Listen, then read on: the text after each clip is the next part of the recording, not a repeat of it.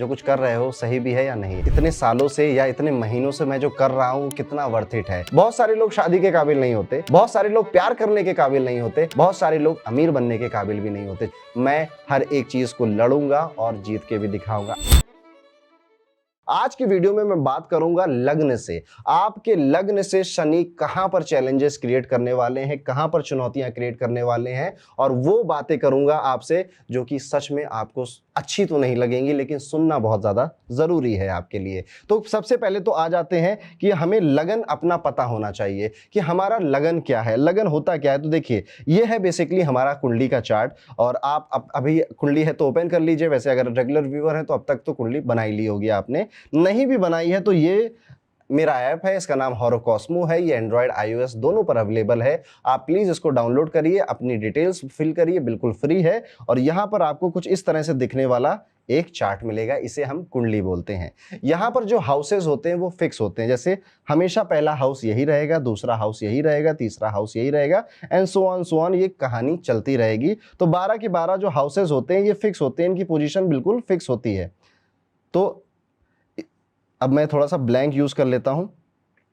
इस तरह का चार्ट होगा। आपको बस ये देखना है कि आपके इस हाउस में नंबर कौन सा लिखा हुआ है। यहां पर 6 नंबर लिखा है, यहां पर 7 नंबर लिखा है, यहां पर 12 नंबर लिखा हुआ है, या 10 नंबर लिखा हुआ है, या 11 नंबर लिखा हुआ है। आपको ये चेक करना है सिर्फ फर्स्ट हाउस, क्योंकि फर्स्ट हाउस को ही हम लग्न बोलते हैं और इंग्लिश में इसे एसेडेंट बोलते हैं। तो फॉर एग्जांपल अगर यहां पर 4 लिखा हुआ है तो हम कहेंगे कर्क लगन की कुंडली है, या फिर कैंसर एसिडेंट हॉरोस्कोप है। अभी आपको अगर हो सकता है नंबर की राशि ना याद हो, इसलिए मैंने यहां पर राशियां भी लिख दी हैं। तो जो भी नंबर लिखा है पहले हाउस में उसकी राशि का नाम पढ़िए और आगे लगन लगा दीजिए। फॉर एग्जांपल एक बार और लेते हैं, यहां पर लिखा है नंबर 1, तो आप कहेंगे मेष लगन की कुंडली है मेरी, और जस्ट राइट नाउ कमेंट करिए कि आपकी किस लगन की कुंडली। आप में से कई लोगों को याद भी होगा, जिनको नहीं याद है प्लीज चेक कर लीजिए एक बार और फिर कमेंट करिए, क्योंकि आज की इस पूरे वीडियो में बात आपके लग्न में शनि किस हाउस में जाने वाले हैं उसके बेसिस पर होगी। शुरुआत करते हैं मेष लगन वाले लोगों के लिए कैसा जाने वाला है ये टाइम पीरियड। मेष लगन के आप हैं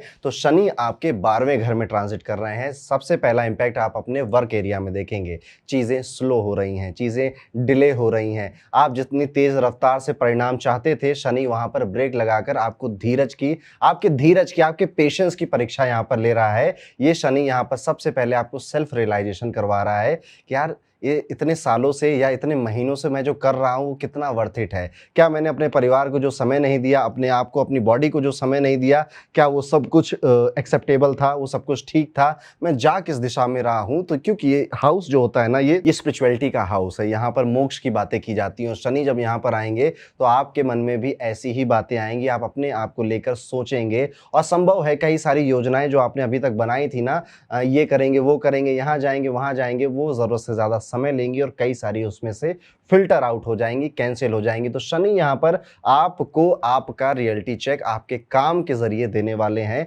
और ये सेल्फ रियलाइजेशन करवाने वाले हैं कि जो कुछ कर रहे हो सही भी है या नहीं। रिश्तों में भी आपको ऐसा महसूस होगा कि अभी ना जिनके लिए आप दौड़े भागे, जिन दोस्तों के लिए, जिन रिश्तेदारों के लिए, वो इतने खास हो जाए, उतने सगे हैं नहीं जिंदगी में। कहीं ना कहीं जब दुख होता है तो आप अकेले ही महसूस कर रहे होते हैं, और सुख होता है तो सब साथ में आ जाते हैं, तो अकेलापन महसूस कराएगा। जैसे आपको ना ऐसा लगेगा कोई मुझे समझ पा नहीं रहा है, या आप क्रेविंग करेंगे ना कि कुछ इंटेलेक्चुअल बातें हो मेरे साथ, कुछ सेल्फ रियलाइजेशन हो मेरे साथ, मतलब कोई तो मुझे समझे जाकर। इस तरह की बातें आप दिमाग में कर रहे होंगे अपने साथ, और आप ऐसे व्यक्ति को ढूंढेंगे जिसके साथ आप ये सारी बातें कर सकें। आप में से बहुत सारे लोग इंटेलेक्चुअल पॉडकास्ट देखना, किसी स्पिरिचुअल लीडर की शरण में चले जाना, किसी एस्ट्रोलॉजर के पास जाकर अपनी बातें करना, अपने क्वेश्चंस के आंसर की तलाश करने के लिए ट्रैवल करने लग जाना, ये सारी हैबिट्स या हॉबीज अडॉप्ट करने वाले हैं। याद रखिए, यहाँ पर आपके लिए जो सबसे बेहतर उपाय होने वाला है वो यही है कि आप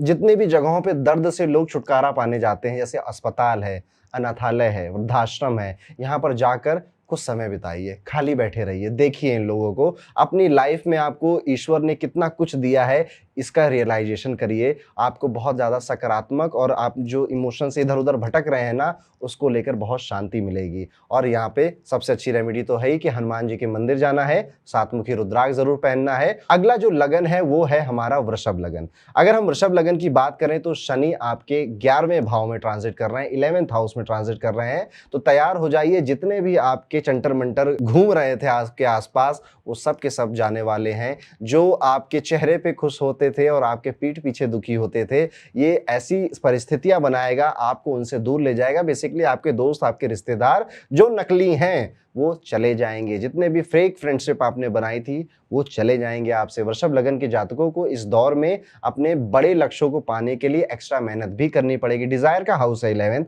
शनि वहां पे, कर्म के देवता वहां पे जा रहे हैं, तो फ्री फंड में आपके डिजायर पूरे नहीं होने देंगे। वो कहेंगे बेटा अभी 100 ग्राम नहीं 200 ग्राम मेहनत करो। शनि चेक कर रहा है कि अमीर बनने की हैसियत आप रखते भी हैं या नहीं रखते हैं। आप जो डिजायर मांग रहे हैं ना कि मुझे इतने करोड़ का पैकेज लग जाए, या फिर उस कंपनी में मेरा ट्रांसफर हो जाए, या इससे मेरी शादी हो जाए, क्या उस लायक आप हो भी या नहीं? देखिए, मांगने को इंसान कुछ भी मांगता है, सोचने को डिजायर कुछ भी आ जाता है। सैटर्न वो एकमात्र प्लेनेट है जो ये जज करता है कि आर यू कैपेबल इनफ। बहुत सारे लोग शादी के काबिल नहीं होते, बहुत सारे लोग प्यार करने के काबिल नहीं होते, बहुत सारे लोग अमीर बनने के काबिल भी नहीं होते। 4 पैसा देखते हैं दिमाग खराब हो जाता है। शनि उसी चीज को चेक करेगा। तो ये वो टाइम पीरियड है जब आपको एक तो सोशली बहुत ज्यादा एक्टिव रहने की जरूरत नहीं है। ये टाइम पीरियड है ही अकेले रहने का, टाइम पीरियड है ही खाली रहने का। बहुत ज्यादा पार्टी में जाने का, घूमने फिरने का ये समय नहीं है। ये समय कहीं ना कहीं अपने डिजायर के प्रति सैटर्न को ये प्रूव करने का है कि फेंको तुम्हें कितना हार्डवर्क फेंकना है, फेंको तुम्हें कितने चैलेंजेस फेंकने हैं, मैं हर एक चीज को लड़ूंगा और जीत के भी दिखाऊंगा। अगर आप ये कर ले जाते हैं, ये चैलेंज को अगर आप पार कर ले जाते हैं,